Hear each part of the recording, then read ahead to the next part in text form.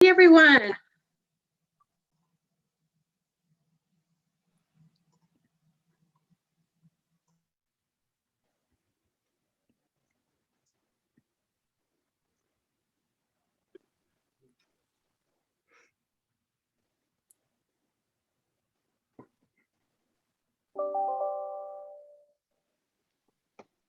Hi, welcome everybody. I see you all joining, so we will wait just a few seconds as our attendees stream in.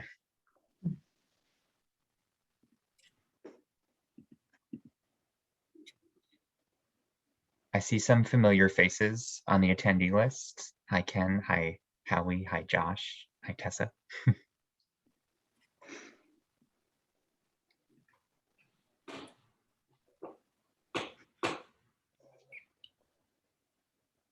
Okay, hi everyone, and welcome to the Bentway's first Play Talk on play as a strategy for urban recovery.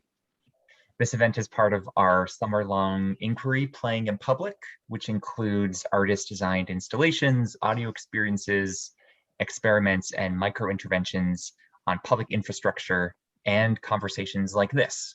We're asking, how does play shape a city? Where can we play in non-traditional spaces? And as we emerge from the COVID-19 pandemic, what role will play have in reanimating our urban realm? My name is Dave Carey. I'm the co-executive director here at the Bentway. Thanks for joining us. I'd like to start just by acknowledging that the Bentway operates on the treaty lands of the Mississaugas of the Credit and the traditional territory of the Huron-Wendat, the Haudenosaunee, the Métis, and many other Indigenous nations. We're really grateful to have the opportunity to work together and care for the Bentway lands and act as stewards of the space. Wherever you find yourself today, whether it's Toronto, Hamilton, or beyond, I encourage you to consider, honor, and celebrate the history of the land, including your own ancestry's role in shaping it, and the untold, unrecognized, or oppressed memories and realities of its people and original habitats. Joining me today is a wonderful group of panelists that I'd like to introduce. Our moderator is Amanda O'Rourke, Executive Director of 880 Cities and the co-chair of the Children, Play and Nature Committee for World Urban Parks. Hi, Amanda, welcome. Hello. Janie Romoff is the General Manager for Parks, Forestry and Recreation at the City of Toronto, which creates and operates spaces and programs for play here in Toronto. Hi, Janie. Hi, everyone. Jen DeMelo is the Director of Special Projects at KABOOM, a national not-for-profit that works to end play space inequity and build kid-designed play spaces. Welcome, Jen. Luis Serrano is the Chief Fun Officer at Fundamentals of Play, which helps teams and individuals maximize their potential through the power of play. Thanks for joining us. And Melissa Mongiat is co-founder of Daily tous les jours, an award-winning Montreal-based art and design studio known for their work combining technology, storytelling, performance, and placemaking public space, including a wonderful project called Walk, Walk, Dance that's up at the Bentway now. Welcome, everybody. Hi. Amanda, over to you to kick things off. Thanks so much, Dave, and thank you so much to the Bentway for hosting this, and thanks everyone for joining us today. Pleased to be here as a moderator for today's Play Talk. What a great way to spend the lunch hour here with these wonderful guests. So let's talk about play, everyone. I wanted to start with this quote that really stuck out to me, and then would love you all to say a quick hello, 2 minutes, and share a little bit more about your role and maybe respond to this quote by Dr. Charles Schaefer, who is a child psychologist and a play therapy pioneer. He said, "We are never more fully alive, more completely ourselves, or more deeply engrossed in anything than when we are playing." So yeah, say a quick hello and tell us when you feel most alive through play. So Luis, why don't we start with you? Sure, yeah. The first thing that came to mind for me was my playing with my dog. So I have a small Australian Shepherd, super cute, super playful. It was actually a big catalyst for when I went through depression. He helped me get out of it, his energy, his aliveness, and he continues to keep me on my playful toes. So, I just picture a big field with my dog playing. I always get that rush of life with him. Amazing. Thanks, Louise. Jen, you want to share? Sure. Thanks so much for having me. And I love playing as much as I possibly can, but it really depends on my mood. I'd say right now, I wish I could be sitting in a massive swing, just soaring through the air and feeling the wind just brush across my face. And I think, to add to that, the delight that I feel most is when I'm able to share that experience with others, especially being able to do so with kids. Thanks, Jen. Janie, how about you? Thanks. It's a great question. And I always try and separate the Janie from the general manager of Parks, Forestry and Recreation and when you talk about play. But I honestly, during the pandemic, I get the most satisfaction and playfulness when, I walk around the city, I'm in the city and, any of our 1,500 parks, and I see people playing in them. And that gives me a great sense of joy in whatever that play may be, whether it's on a playground or on a field or in an ice rink or in a skate park or whatever. I guess I take on everybody else's joy, but it gives me great happiness too. Thanks, Janie. And Melissa, how about you? Thanks, Amanda. The first thing that comes to mind is playing with others, and especially people you don't know, and how surprising it can be and how you can learn about yourself and others when play makes you lose a bit of inhibitions, especially playing outside in public space, seeing how we can be more than we thought we were together. Amazing. So I hear a lot of things around joy, around connection, around learning, being with others. I wonder if you all could indulge me by kind of defining how you yourself define play in the work that you do, and talk a little bit about whether the pandemic has influenced your thinking on how you define play, and if it has, how so? So why don't we switch things up this time? Melissa, why don't you go first? Definitely the pandemic 1 year ago when it all started, we did wonder if it was the end. Our work is very much about play in public space and having people be together physically as close as possible.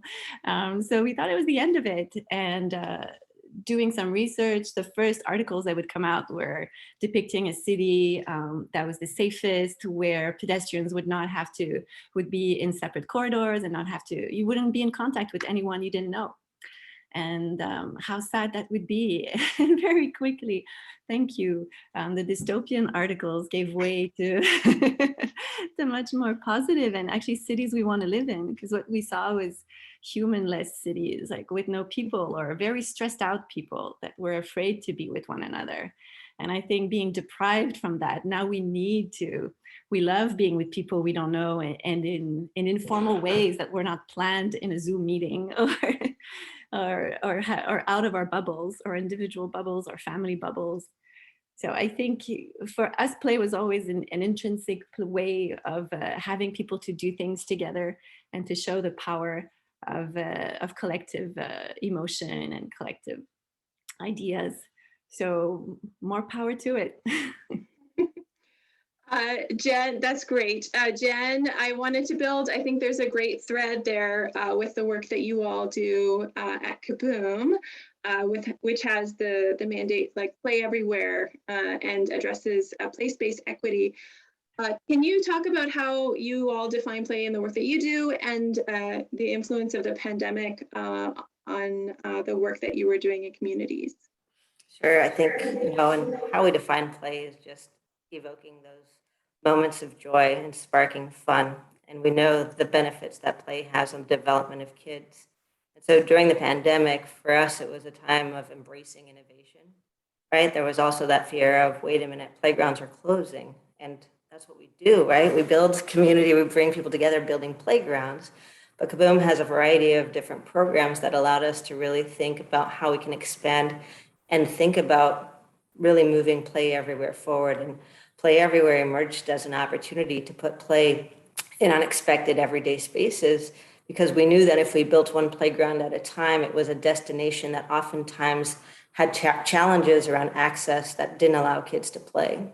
So Play Everywhere allowed us to really just enhance public space, thinking about how to turn those everyday spaces like laundromats, bus stops, pedestrian bridges, you name it, into places where kids could actually play. And during the pandemic, we were concerned around the sensitivities around prioritization if communities had the capacity to do this work. And we submitted surveys, reached out to our contacts to learn, should we move this work forward or should we hold on this now? And it was clear to us that we couldn't hold. We had to move forward and we had to move faster. And we're so grateful for our partners that helped us do just that. We have wonderful examples in Philadelphia and in other cities where we're able to actually see play go into these spaces where at times kids couldn't access those playgrounds and didn't have any other opportunities. So it was just magical to be able to push the work forward and work with city agencies to ensure that we're putting play in spaces where kids are frequenting at that moment in time. Excellent. And then I wanted to connect it to Janie, what you're saying around kind of play space equity. So Janie, I guess the original question was like, how do you define play in the work that you do? And then just maybe building off of Jen's comments, like how is the City of Toronto doing when it comes to play space equity? What are we doing really well? And what are the things that you think we can do better? And how has the pandemic kind of influenced that? It's a great place to build on, because in listening to everybody's comments, I mean, it's very hard to define play, because in my mind, play is wherever it takes place. I completely agree. It is, if we have 1,500 parks across the city, as well as a massive, natural ravine system, and all the different amenities that are in those parks, whether it's a playground or a soccer field or an ice rink, or I mean, it goes on and on and on and on.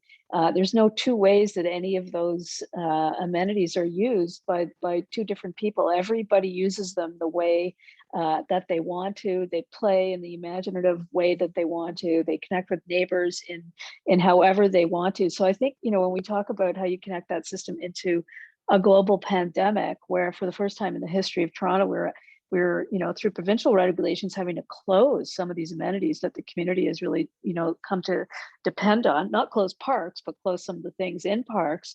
You really count on the public to then take advantage of what there is to access and access them in the best way possible. And I think that's what we saw during the pandemic, was a full, and through COVID, and we're now back into like a more sort of recovery based piece, but families and users and kids and teenagers using parks because they were the only publicly accessible places that they could actually play in the way that they wanted to, that was safely. And we've learned a lot through that, and I can probably get into that, but winter access is one of the things that really came out as a really important outdoor accessibility issue for people when all of the indoor facilities are closed. And it was an interesting transition to see so much play really transition to an outdoor environment in the winter. And it's something that we're really thinking about as we move forward post-COVID.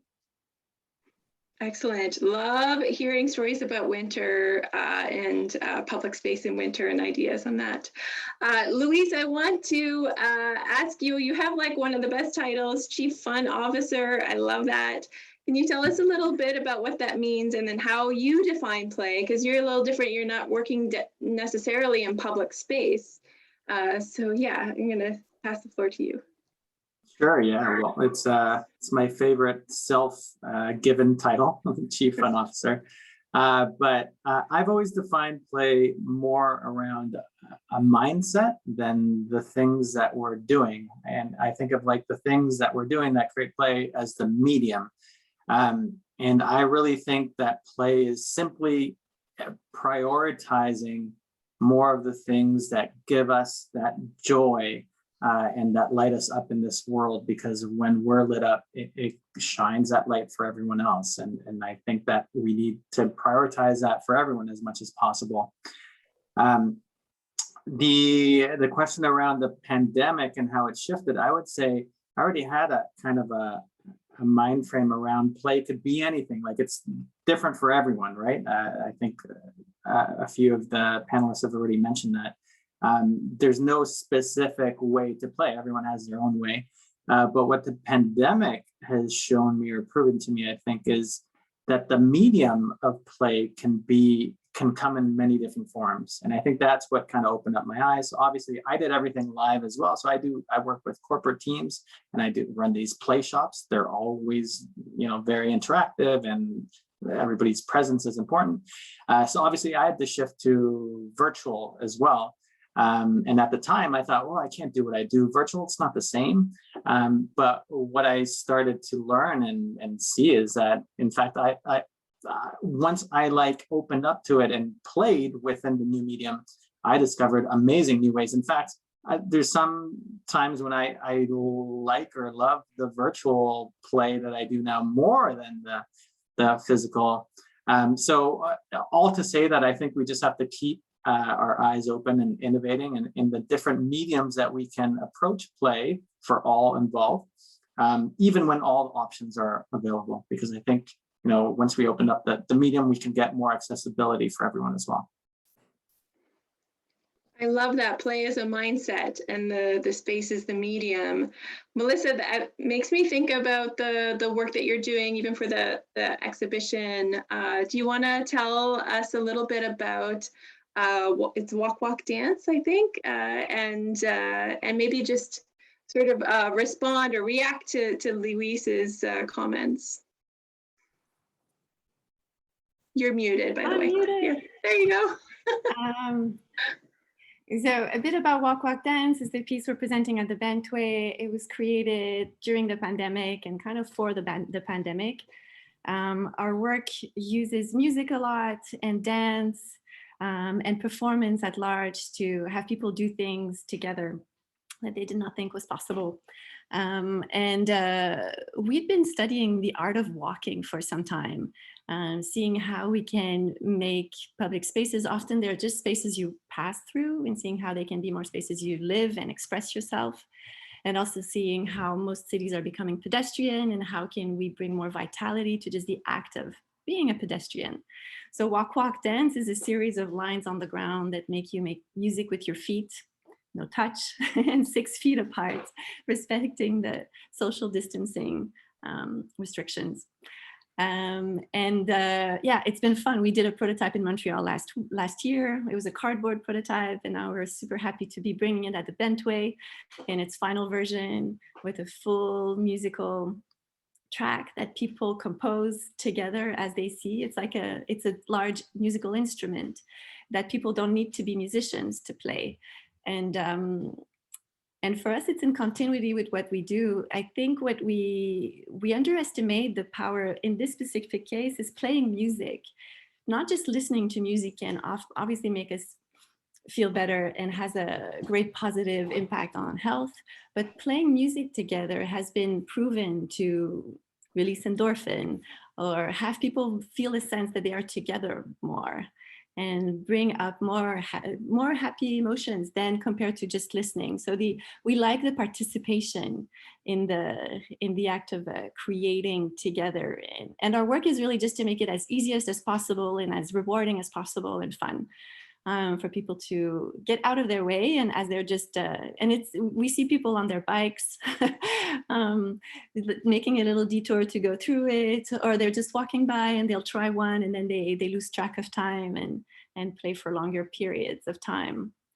And ultimately what we seek is to create, we talk a lot about play, but one important aspect of play is safety, is how play creates safe spaces for people to be together. In 2016, we had a chance to do an impact study on one of our staple projects, our musical swings in 3 cities in the US. And we found out in particular that the musical swings were just bringing audiences of all around town, despite socioeconomical backgrounds. People when we would interview them, they would be surprised to see the mix of people here. And that's where we realized that just it's swings that as you swing, you create music together. And it's just this wonderful kind of just, I think it was Jen that was saying, I wish I was on a large swing right now, but there's a wonderful sensation of being on a swing. But the fact that it creates music has this collective bonding that happens, and seeing people from the poorest, the richest neighborhoods, just being together and being happy, like feeling like they have the permission to be happy together despite their differences, I think was what we learned and what we're working hard now to continue achieving. I love all those details because I think it really connects with what Jen was saying. The things that really come to my mind around shared experiences, around creating safe spaces, play as a means of social integration. Jen, I'm wondering if you can share maybe some stories from the work that you all do, because I feel like that's very connected to a lot of your projects. Yeah, I think, something that is really important about the work that we do is engaging the community in every step of the way. And our focus on place-based equity really allows us to go into the communities where there has been some lack of investment. And so when we're bringing together partners to be able to help surface where these might exist and bringing the partners to uncover the assets that exist, we start to have a common cause that we're working toward. And oftentimes the play infrastructure project that we're working on is a catalyst that helps bring people together. So it's twofold, right? It's bringing the community together and stakeholders to work toward this common cause. And then there's investment in the play space that goes in, regardless of however that might manifest itself, in the design process, throughout the planning process, in the construction and activation phase of it. And we're currently even experimenting with other ways of keeping people engaged throughout the life cycle of the play infrastructure project, so that it's a place where communities and kids are coming together despite the backgrounds, despite race, despite cultural differences. And it's a gathering place where they own it. It's their legacy. And it really is just a tool that exists to not only create an amazing play space, but also bring people together of other backgrounds. And we know that that a lot of these disparities have been exacerbated even more so throughout this pandemic. And we understand the healing power that play has in convening people together for this common cause. Janie, I'm going to go to you. Thank you, Jen. Jen talked a lot about areas where there's play inequity or play deprivation. We know actually that the lack of play opportunities is like a global epidemic, which is part of the work that we do at World Urban Parks. What do you think are the big sort of priorities from the city to kind of address? So we definitely notice in the city of Toronto that disparity. Sure. What are the things that you're really excited about that the city can do to address that? Or were there innovations amidst the pandemic that opened up new opportunities, kind of reallocating space for play? Maybe you can share some. Sure. Of that. Maybe a couple things. I mean, equity in play and access to places is, one of our primary objectives in all of the strategies that we develop. And I think when you look at a city like Toronto, an older city, a city that's, the combined efforts of many smaller cities coming together, it's hard to sort of establish this consistent, every neighborhood has the same thing, reality, just because of the historical sort of way in which the city is developed. So I think our work, has, in the last 10 years, certainly turned towards trying to create some spaces that are more equitably distributed across the city, so that, to everyone's point on this call, that no matter where you are, you should have access to exciting, thrilling, engaging community space, whether it's a park or a playground or an outdoor amenity of some sort. So, we're moving on a fairly elaborate development plan where we're trying to sort of equalize some of those spaces. We're developing at any given time. We're in a redevelopment process of about 30 or 40 playgrounds across the city. And those playgrounds are now being developed very much with equity in mind, comparing them to other parts of the city and some of the newer infrastructure that has gone on. So very similar to the work with KABOOM, when you're talking about, you know, creating play spaces where they may not exist because of the inequity.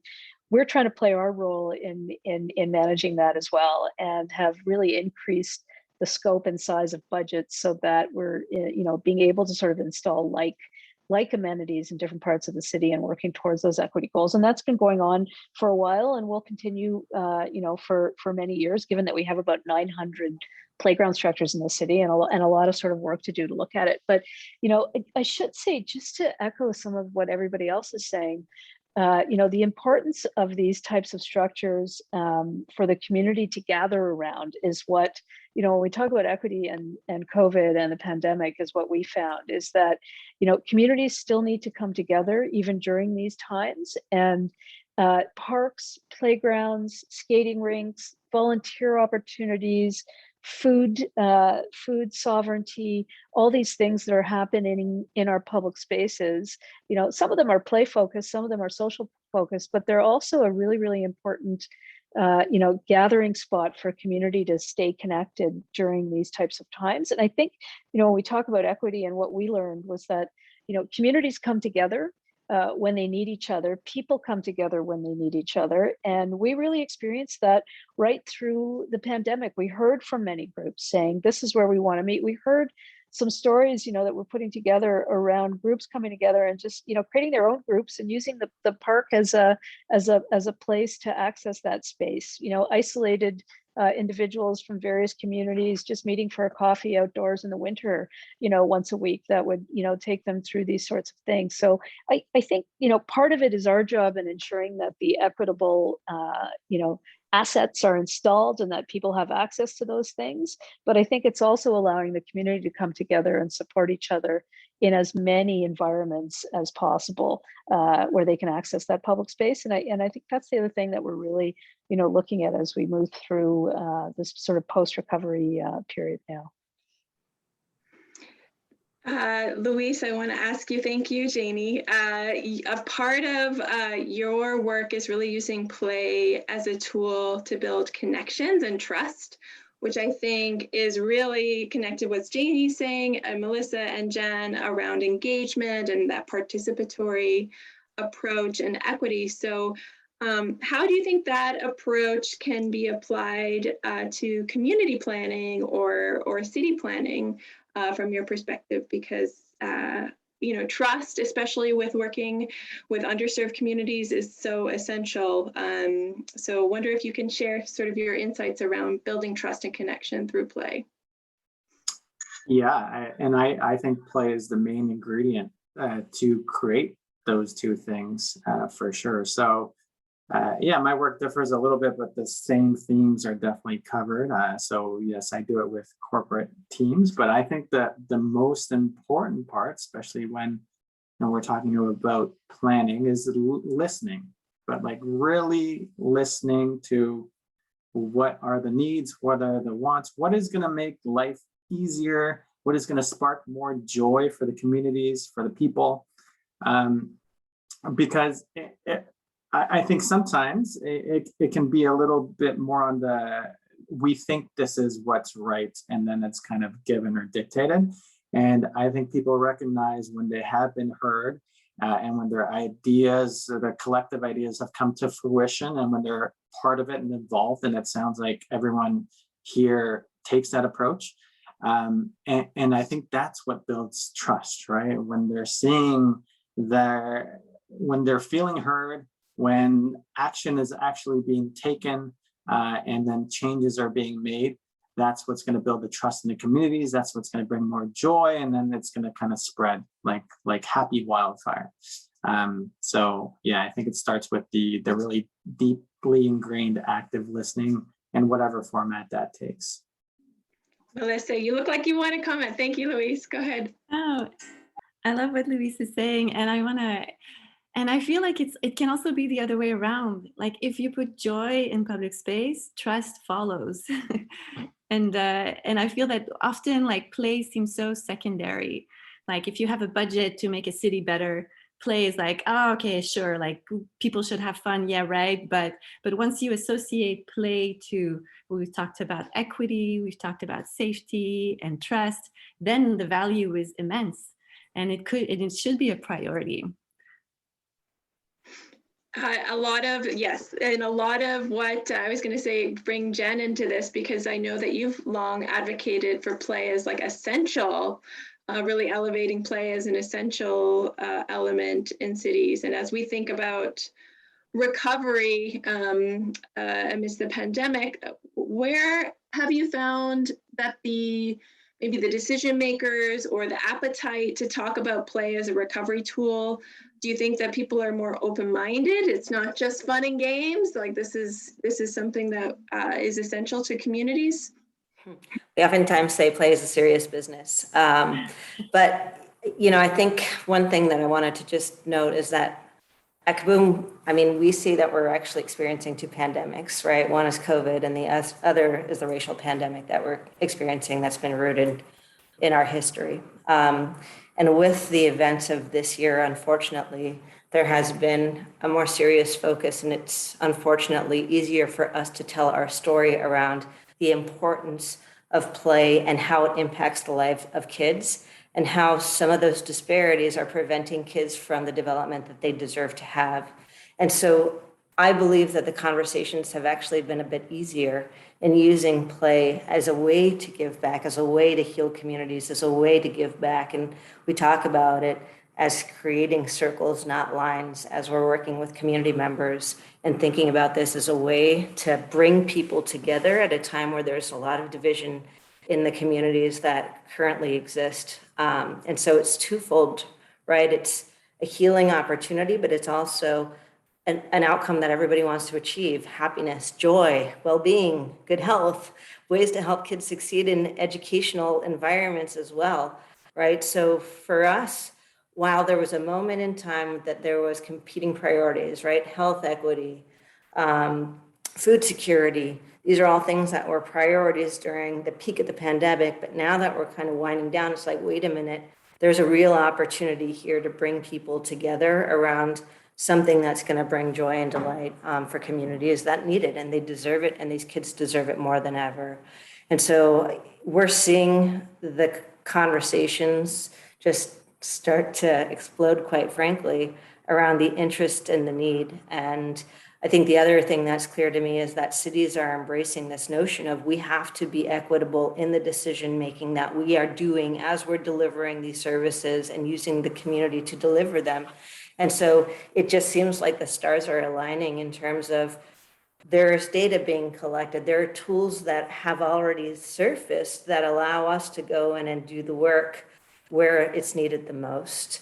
And I think that the just reemergence of the need to have play, not as a luxury any longer, but there is a clear need and demand to have play be an outcome is crystal clear on many, many levels. And I think that we're just at this inflection point where it's just going to continue to move further and faster. And it's exciting to have these conversations because we know that the passion is there, and together we can be so much stronger. So it's just exciting to hear, what's happening in Toronto, like how can we continue to drive that momentum? And I'm optimistic, and I truly believe that now is the time where people are embracing it and moving the needle forward. And the folks that were innovating, it's like everything is starting to emerge, and it's going to happen faster, I think, and it's going to be awesome.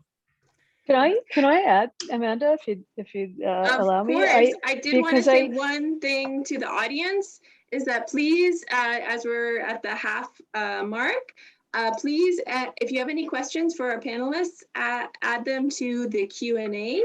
And yes, Janie, go ahead, and then I'm going to start asking some questions from the audience. I was just going to add that because I agree with everything that you're saying around this sort of like revolution of play that is happening as a result of the pandemic. We call it this explosion of parks use. Like it's just been almost it's almost been impossible to keep up with the amount of use that's happening in some of our public spaces. But I would say that play is the recovery.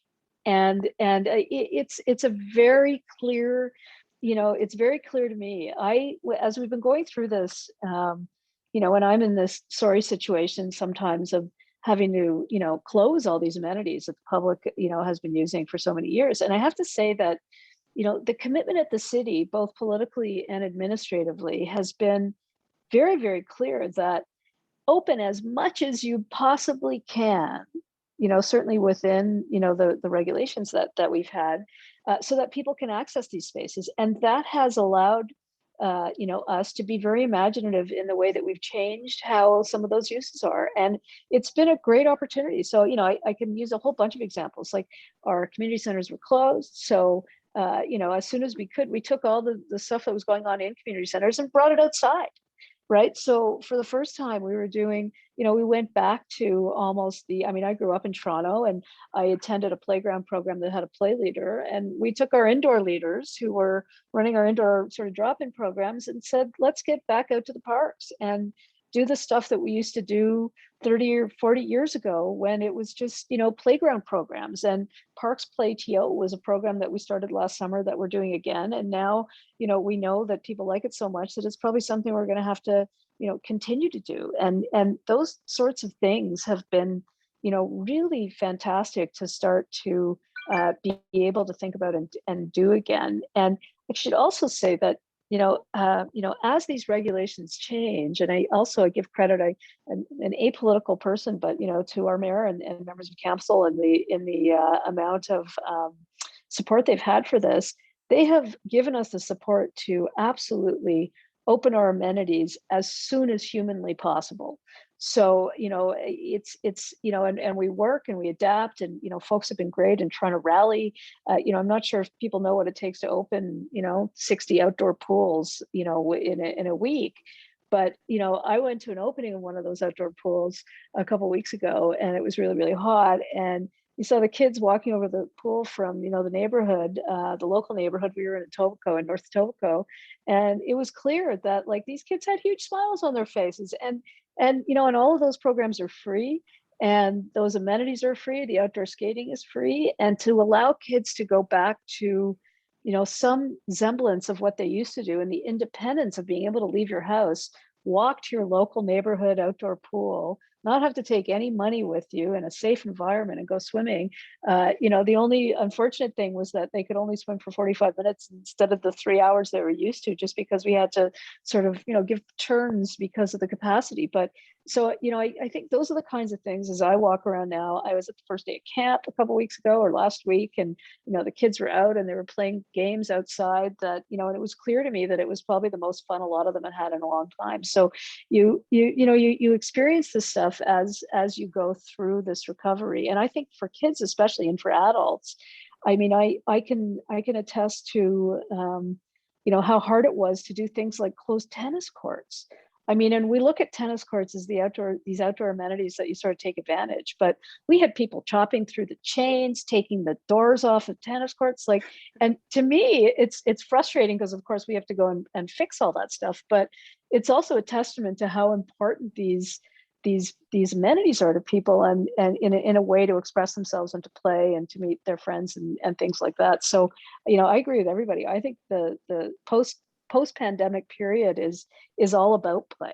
Play is at the forefront of all of this, especially for kids. And as we move into the, kids being able to do what they can usually do, I think at that point, parents are going to take suddenly a sigh of relief, and there will be another sort of big sort of participatory thing that goes into a more adult population, as people just worry a little bit less and become a little bit more confident in the environments that they can go into. So. Thanks, Janie. I love all the optimism on this panel. You guys are like so enthusiastic and excited about play. I love that it's thinking about everyone has a right to joy, and play is the recovery. Louise, Janie ended her comments thinking sort of about not just as a parent, definitely have seen even from one day of camp the change in their overall mental health in just one day of interacting with peers and being outside and playing. It's night and day. How do we translate that and get more opportunities for folks our age and older to integrate play more into our daily lives? And so I'll leave that with you. And then I am gonna, the next question I'm gonna ask for everyone to popcorn, because I have some Q&A popping up in the Q&A box. So yeah, go ahead, Luis. Yeah, thanks. Yeah, I mean, my angle is actually to focus more on adults because I strongly feel as well the adults sometimes get forgotten. And the more that we give play to adults, it'll kind of filter down as well. Of course, all the other work for children is so vital. But I think things that we're already talking about, like the spontaneity of like the walk, dance, things like that, building them into unexpected places are just going to bring those smiles. You know, I know that if I saw that and had a friend and we just started dancing around playing, like that would make my day, right? So I think it's thinking outside the box, besides just the things that we always think about. How can we use the new mediums, as I mentioned before, created in unexpected places, as well with the combination of listening to what folks need and recreating different imaginative ways to reach those goals, kind of combining all those things and bringing that play to the forefront and in as many ways possible to adults and children alike is just going to create that spark of joy that I think we need, especially now, and maximizing that as much as possible. Yes, and I think you probably, all the folks here on the screen would love to hear your thoughts on how to make Zoom more playful. Give us a hot tip, Luis, before we go to the questions. Anything? I'm a person that spends a lot of time on Zoom.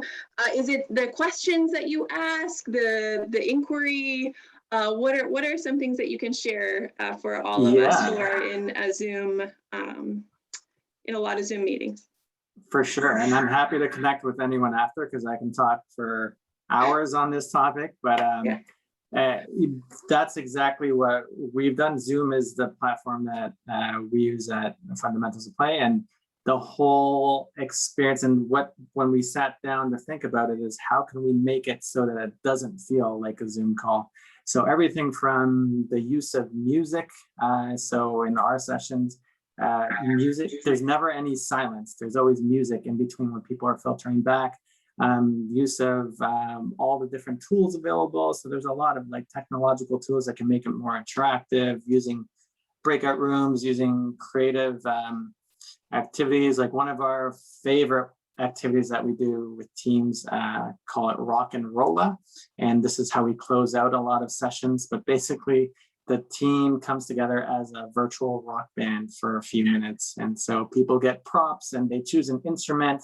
And then we play a song, Don't Stop Believing, for the folks that know that, by Journey. And then you turn on your screen and you rock out using your instrument. And then you come together as this collective, hilarious virtual rock band. So yeah, I mean, I have all kinds of ideas and different ways, and happy to connect with anyone as well. Later on. That's a great hot tip. I love it. Rock and roll, everyone. We should have tried to do it here, but I won't put everyone on the spot.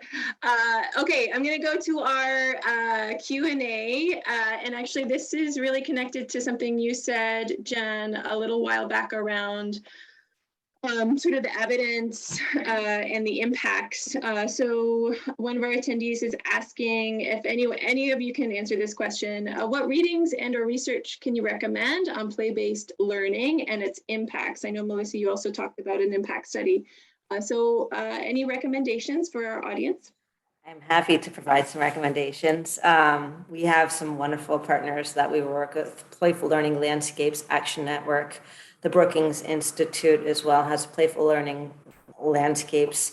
There's Playful Learning Cities now in the US that Brookings is also pulling together. Too Small to Fail is another wonderful group that has wonderful research as well around literacy-rich spaces. The work that we're currently doing in Philadelphia is based around playful learning as well. So we're happy to provide resources. If you want to reach out to me directly, I'm happy to do so. But those are some of the top ones that I would name just thinking off the top of my head. That's excellent, Jen. And actually, Melissa, there's another question related to this impact piece. This person's curious how you analyzed how people walk in the spaces and sort of how you analyze the impact of some of your interventions in public spaces. Do you do it through listening and learning, or are there specific criteria that you use? Yeah, so about walking, it's been an ongoing research project at Daily that we do from observing how people walk alone, walk in their heads, walk with their phone. With the pandemic, I think the overall description was walk like zombies or afraid of each other. And trying to understand where to stand, where not to stand. What we're trying to see is how the walk can be more expressive, more collaborative. Other research that we've done with third parties for the impact, we worked with Clue Group for that particular research with the musical swings. But we're currently working at the Bentway, with the Bentway, to measure the impact of the different artworks that are presented there. Using both observation, we've put out surveys and questions to go towards people and see with our hypothesis of what play brings to people in urban recovery, trying to validate them as scientific as we can be. Great. Any other responses to the impact before we move on to the next question? Maybe I just one thing that that a lot of our attention at the studio is focused on is collaboration. It was kind of the starting point of Daily tous les jours, trying to see how people can collaborate. And it's as if play and music and performance came as a resulting strategy. But if we see how play makes us collaborate better, and how it can have people who don't know each other connect in ways that they build on each other's play, I think it is something to be considered of value, especially after a year where our safety depended on collaboration between people who didn't know each other. And we're quite ill-equipped to have that kind of interaction. So how can play make us be more agile together as a community? Excellent. It really connects with what Louise was saying too, around the mindset and the sort of approach with play in everything we do. Okay, I have a question about, are there any examples where bringing play into outdoor engagement can also build an awareness around sustainability? Janie, maybe you can take that one. Yeah, sure, happy to.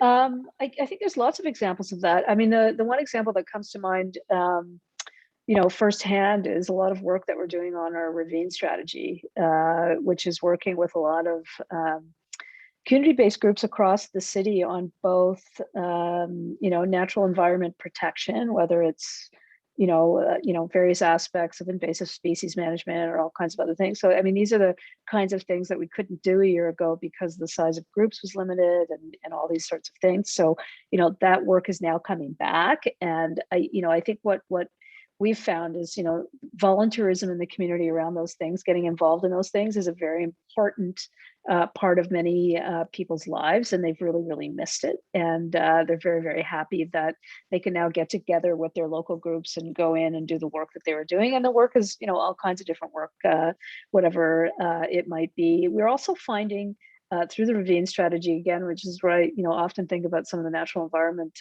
work that goes on with people in, contributing to it, is we're having access, and part of the ravine strategy is actually equitable access to the ravine system, which runs right through the city. So what we're finding is that certain parts of the city were unaware that it was there, that we had to do a better job of, the strategy is all about access points and connectivity and signage and the rest of it. And we are finding a lot of new enrollers in getting involved in that, and have some lovely examples of, you know, groups from Thorncliffe as an example, of you know, people who are new to Canada as an example, coming out and letting their neighbors know about what a great natural environment is, like literally on their doorstep, and getting involved in things, you know, volunteers doing guided walks and tours of those areas so that others can see them. And I think there's great examples of that. I should say, you know, around, you know, people getting involved in the natural environment management, when we have any public meetings, now they're on Zoom or on you know, we use WebEx. I find that the natural environment piece of it, you know, we get the most people. People just, you know, want to be involved, want to help. They're just looking for the right sort of avenue to do that. And we do some of our stuff on our own, but a lot of the stuff that we really do is connecting to community-based organizations. Parks People has done a great job. Evergreen has done a great job in helping people make those connections. So, you know, lots more work to come, but it's not just us. It's definitely connecting with groups right across the city from wherever they may be around some of the work that they're doing as well. Yeah, if I may add to this, if there's a, I feel sorry, that can we go to Jen, Melissa? Oh, I think sorry, she had go something Jen. to say. No, that's okay. Go ahead, I'll- Jen. It's okay, and then Melissa we'll go to can- you. I'll use the Promise. icon. Okay, sorry. Just two things that I just wanted to add to that is oftentimes people think that there have to be expensive interventions that are going to allow people to embrace this notion of sustainability, but doesn't always have to be that way. So there's two examples that I could speak to. One is we are building a nature play environment with Bean and Stock in San Francisco, and it's the process that's allowing the education to happen around the sustainability of the space. And with that, there's also other elements, murals that can go, and different elements related to that for those types of projects. But on the smaller scale, through our Play Everywhere work, it's about what you're embracing. It's about what you're celebrating. So oftentimes groups are interested in celebrating natural elements associated with their space, and they do a series of workshops to be able to introduce the kids and the community members to whatever it is that they're celebrating, and the legacy that might be left behind as a nature walk that's triggered by activated spaces, forcing kids to think about leaves or looking for certain pieces within a scavenger hunt. So there's such a variety of ways of embracing and activating spaces that allow for this, that it's so interesting to hear how other people are embracing this notion. But it can be really, really, really big, but can also be a smaller, inexpensive intervention. And it's really about embracing the process throughout the lifetime of that project. Melissa, go ahead. I just wanted to follow up on how we often feel that they're like two different separate things, city and nature. And I feel that the challenge upon us is to see them really integrated and combined as one experience, that they don't need to be, it doesn't need to be a choice, that both can coexist and co-live. Excellent point. Actually, when Jen was speaking, it was making me think also around, there's a lot of, with younger people, even with my kids, from my experience, around climate anxiety, around a lot of these messages focused on the challenges that face us with our climate emergency. And I think play can be this wonderful sort of conduit where we can actually engage kids in the natural environment through play, and kind of take that more strengths-based, not a deficit-based approach, but like a strengths-based approach to engage kids in learning about their environment, because that's how they interact with it, and adults too, Louise. But I think the overarching messages tend to be really negative, and it is dire. But play can be this excellent way that we engage with our environment, and it can have all these benefits. Louise, did you have anything that you wanted to say before I go on to the next question from the audience? No, I think it's been great so far. There's a question for Janie, but it is also connected. I think, Jen, you'd be well positioned to answer this question as well, maybe from your work in the US. Is the city thinking of equitable play between well-served and underserved communities? what works in well-served communities doesn't necessarily work in underserved communities, this person's saying. Is there any ideas or approaches thinking about actually engaging staff from those communities? So like hiring people in the communities to do engagement as almost like a kind of workforce development, but also directly engaging with communities in the community. So Janie, that's for you. And maybe Jen, you have any examples from the work that you've done in underserved communities?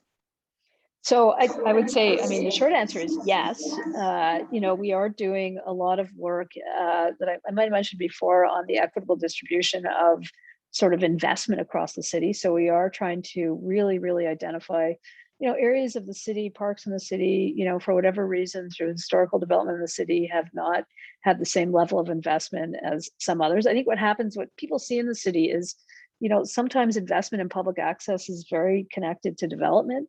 So you see where the high development areas are, a lot of the newer sort of flashy amenities going in. And I think our focus now is on the whole city, not just on where that new development is, and ensuring that, you know, if you have, you know, I use an example of some of the waterfront parks.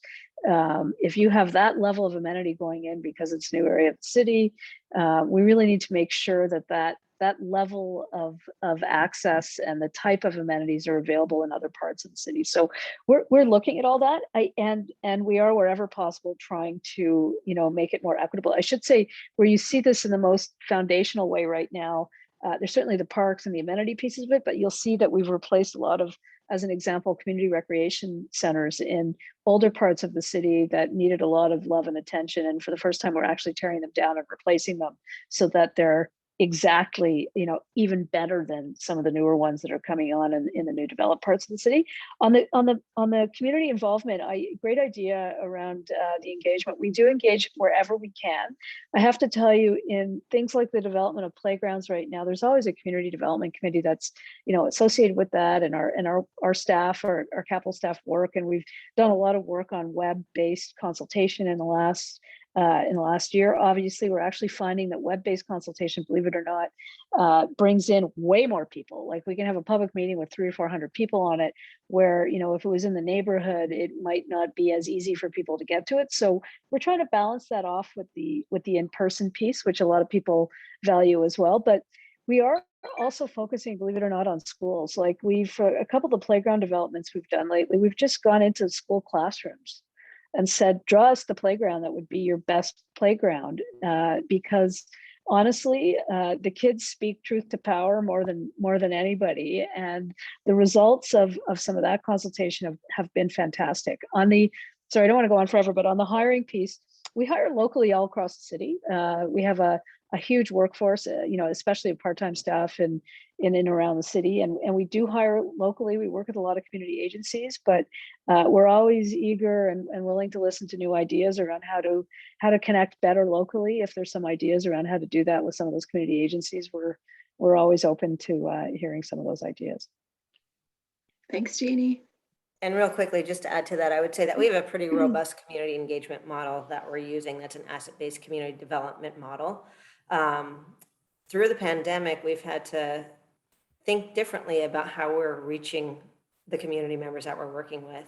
And as we evolve as an organization, I think it's only going to help us get better, because we do in-person meetings, but now we're relying on surveys, and we're relying on other means that can allow other people to engage if they don't have the time to actually go to these meetings.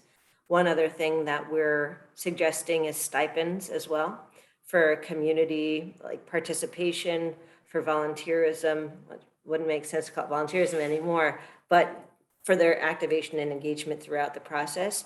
And then we undergo a pretty heavy RFP process when we're engaging artists, when we're engaging members, to ensure that they're from the community within that community, and that we are being equitable in the distribution of opportunities through our projects. And we're now experimenting with a new program that we're calling Play Ambassadors. And it's really about the long-term development of the person that's stewarding the space, that's actually a community member, that would embrace not only training and development and stewardship of the space, but also payment for their services long after the play infrastructure project is in place. And it's got multiple outcomes associated with it, in addition to what I just mentioned, because it could also help us collect data as well as we're engaging in that process. Amazing. Wow, that hour flew by, Dave. Thank you so much, everyone, for an amazing conversation. Sorry that we didn't get to all the Q&As, but I'm sure everyone on the panel would be happy to answer your questions. Thanks for having me as moderator, and I'll pass it over to Dave for closing remarks. Oh, you're muted. Thanks for joining us, everybody, for a great conversation. I'm just going to post a couple links in the chat. We have our second Play Talk coming up on September 7th that will be in many ways a reflection on what we discover and learn through our summer of play. So please do keep that in mind. And if you're looking for a couple different perspectives on play, we have these wonderful audio playcasts that you can listen to anywhere, whether you're in Toronto or beyond. 3 wonderful perspectives from a parkourist, spoken word poet, and a group of youth working with an organization here in Toronto called Urban Minds. And lastly, I'll just post the link to our Play microsite, where you can learn about all the wonderful partnerships, creative partnerships and installations that have just premiered here in Toronto. Thanks everyone for joining. Hope you all play safe and are able to get outside and enjoy your cities again. Cheers. Take care.